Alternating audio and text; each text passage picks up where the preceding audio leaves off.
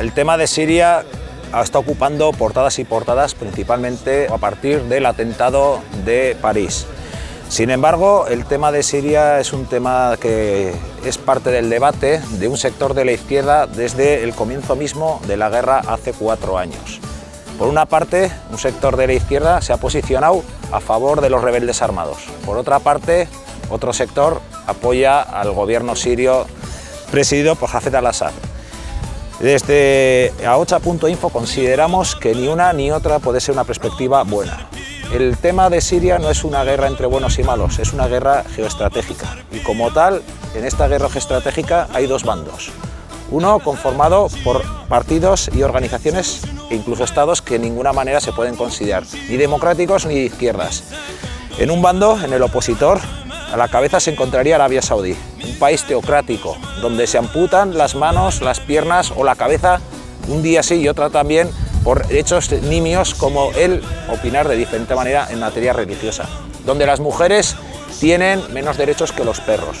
Obviamente, si Arabia Saudí es el principal financiador de los movimientos armados opositores, jamás estos pueden decirse que son ni democráticos ni plantean un sistema o una salida democrática para Siria. Además de Arabia Saudí, los participantes o los que están financiando a la oposición estarían Estados Unidos, Turquía, un país donde hay miles y miles de presos políticos de izquierdas o kurdos por hechos tan nimios como discrepar con el gobierno o hablar en su lengua, en el kurdo, o Israel, que lleva practicando un genocidio sistemático contra el pueblo palestino durante más de 40 años. Del otro lado nos encontramos a Rusia, que podrá ser un país antinorteamericano, pero jamás antiimperialista, China, Irán, un país teocrático donde obviamente el tema de democracia no destaca por ser una de las características principales, o el gobierno de Siria, donde no podemos obviar que en Siria hay una dictadura política. Si bien es cierto que en Siria hay una dictadura política, hay una libertad religiosa y desde luego las mujeres tienen una capacidad de estudiar, de poder participar en la sociedad de manera más o menos normalizada, que la mayoría de los movimientos opositores al régimen sirio cuestionan e incluso plantean que la mujer tiene que desaparecer de la vida pública. Por tanto, el enfrentamiento es geoestratégico. Obviamente esto daría para mucho tiempo para hablar durante horas y horas, pero el objetivo no es este. El objetivo que planteamos con la entrevista que veréis a continuación con Manuel Martorell, gran conocedor del Kurdistán, es plantear cuál es, en nuestra opinión, la que debe ser la apuesta desde una perspectiva de izquierdas, desde una perspectiva democrática y desde una perspectiva feminista. Esta es el planteamiento que está haciendo el pueblo kurdo, un pueblo que hace una propuesta política integradora donde la mujer tiene los mismos derechos que el hombre, donde no hay persecución religiosa y donde no hay persecución étnica. Y para ello vamos a escuchar a continuación una entrevista que hemos preparado con Manuel Martorell. Una de las cuestiones que plantean en conjunto los movimientos kurdos, la gran mayoría de ellos, y sobre todo que se está planteando en el Kurdistán occidental o Kurdistán sirio, es el tema del confederalismo democrático como modo de gobierno. ¿Qué sería exactamente esto?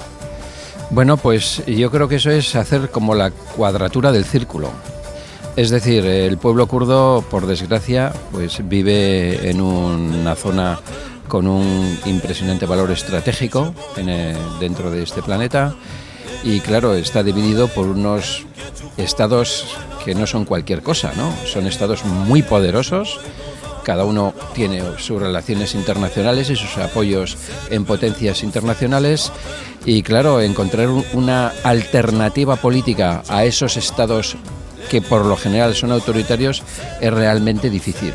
Es decir, yo creo que los dirigentes kurdos en general han encontrado la fórmula de buscar el máximo de independencia o de autonomía, pero sin romper la delimitación geográfica de los estados, la mayor autonomía del poder local dentro de las actuales fronteras. Yo creo que es una alternativa que les sirve a ellos, no solamente en la zona de Rojava, en el Kurdistán occidental, sino que es válido también para otros países.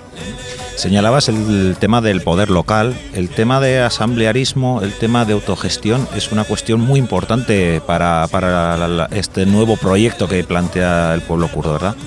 Bueno, eso es también, vamos a decir, un giro de una vuelta de rosca dentro de los planteamientos ideológicos, teóricos, ¿no?, de Abdullah Öcalan.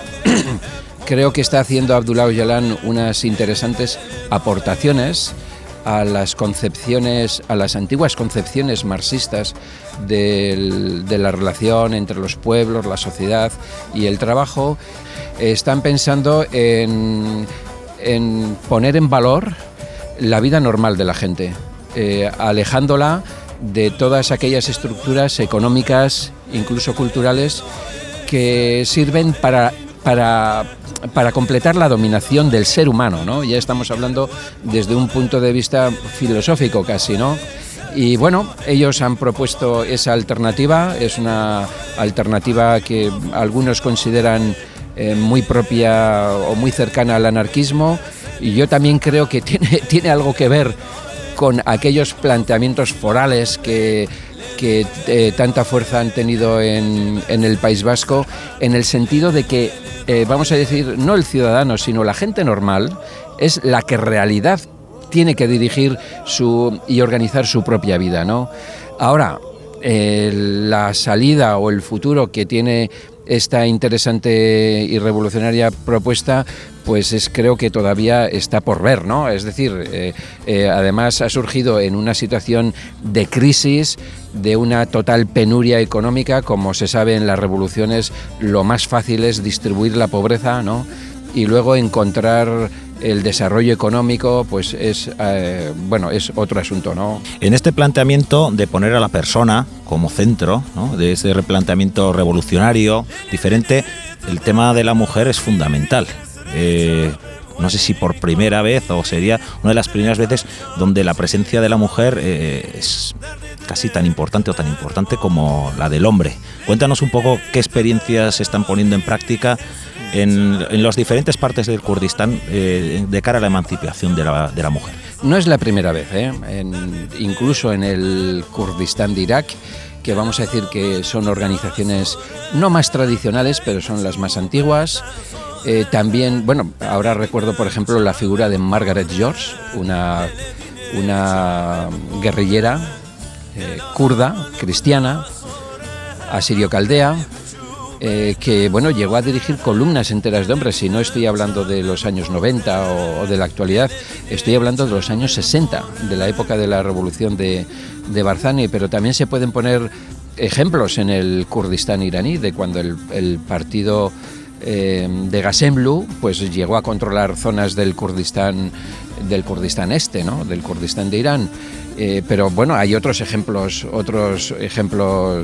más próximos que, bueno, es indudable la participación de la mujer en el movimiento de liberación nacional kurdo en el Kurdistán de Turquía, en el Kurdistán norte. Bueno, ahora mismo Leyla Zana, que acaba de jurar otra vez el cargo en la Asamblea Nacional Turca, ha vuelto a provocar un incidente por utilizar el kurdo, ¿no?, que es precisamente la razón por la que fue condenada a 15 años de cárcel, ¿no? Leyla Zana es el ejemplo de la mujer kurda que ha conseguido borrar y romper las cadenas atávicas de la sumisión de la mujer al hombre en la sociedad de Oriente Medio. La influencia de las tradiciones, la influencia de las corrientes conservadoras del Islam y del cristianismo también, han colocado a la mujer kurda en una situación que no se corresponde con la importancia histórica y la presencia social y política que ha tenido la mujer a lo largo de la historia en el Kurdistán. Sin embargo, ahora actualmente las mujeres están comandando unidades guerrilleras, están participando en el gobierno, incluso podríamos decir que están participando activamente en todos los aspectos de la vida social. Bueno, como hemos dicho antes, así, eso es.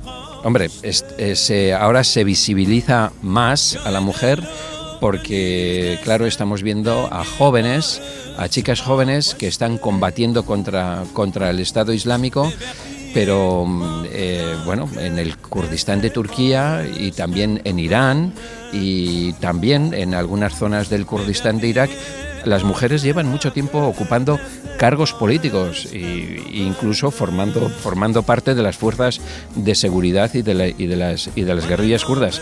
Pero evidentemente tienes razón en que las mujeres que hoy están combatiendo en las YPG, en realidad lo que han hecho es destruir ese estereotipo, ese mito de que la mujer de Oriente Medio es una mujer escondida por el velo y que no tiene ninguna influencia social y política. Es que la gente piensa que, o ahora los medios de comunicación hablan del enfrentamiento de los kurdos con los grupos islamistas radicales, pero es que los kurdos llevan luchando contra esta ideología que no es una ideología propia de Oriente Medio, más bien es una ideología que ha venido de fuera, ¿no?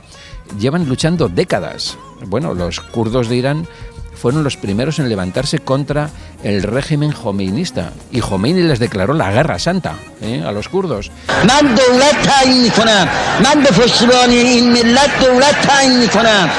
Y lo mismo se puede decir con el Hezbollah turco o Hezbo-Contra, bueno, que se dedicó a asesinar, a perseguir a los militantes kurdos, a las mujeres, a los clérigos que se salían de la ortodoxia.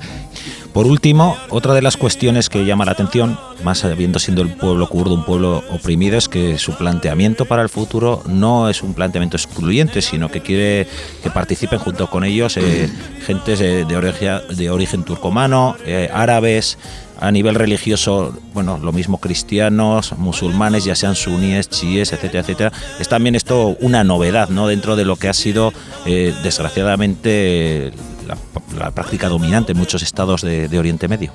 Bueno, yo no creo que sea una novedad, al menos en lo que se refiere al pueblo kurdo. Yo creo que en realidad lo que ahora se está proponiendo y que se propone, y que, por ejemplo, el Partido de la Unidad Democrática propone como solución política, no solo para el resto de Siria, sino para el conjunto de Oriente Medio, en realidad corresponde a la concepción histórica que el pueblo kurdo ha tenido de Oriente Medio y que es el que ha vivido de forma natural.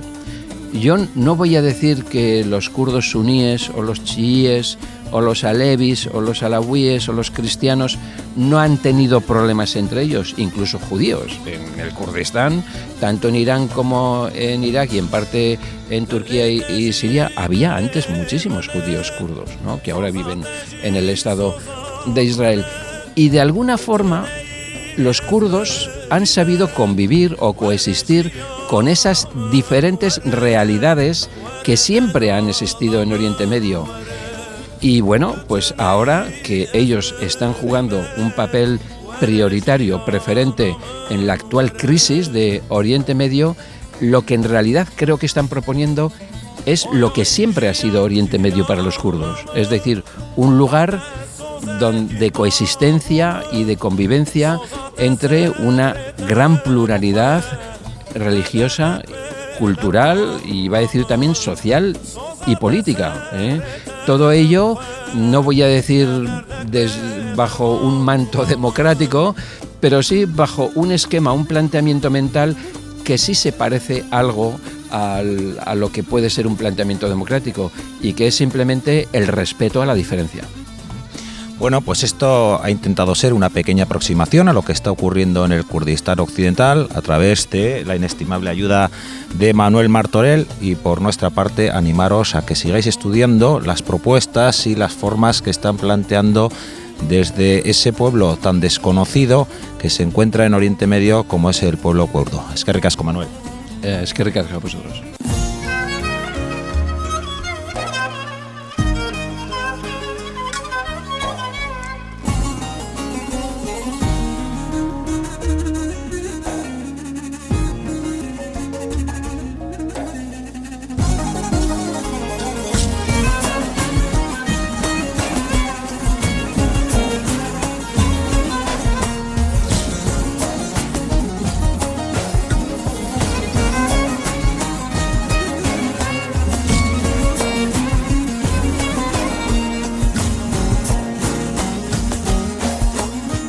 Çaydello beni deşte dengi barı çıka hoşte